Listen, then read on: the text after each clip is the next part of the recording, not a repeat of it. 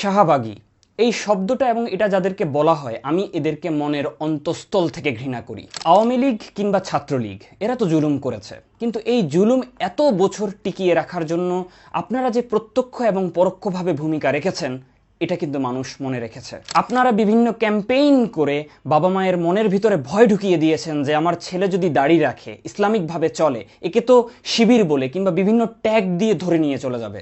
এত ঘৃণা আপনাদের ইসলামের উপর, ইসলামের প্রতি ঘৃণার উপর পুঁজি করে আপনারা এত বছর গুম, খুন, বিচার বহির্ভূত হত্যা এগুলোকে নর্মালাইজ করেছেন, এত বছর একটা ফ্যাসিস্টকে টিকিয়ে রেখেছেন। আপনারা কিন্তু চেনা আছেন আপনারা কারা।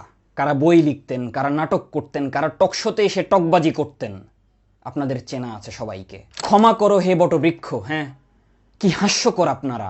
আপনাদের কাছে জীবনের মূল্যের থেকে বটবৃক্ষের মূল্য বেশি। ধিক্কার। স্বাধীন বাংলায় আপনারাই এখন রাজাকার, স্বাধীন বাংলায় আপনারাই এখন রাজাকার।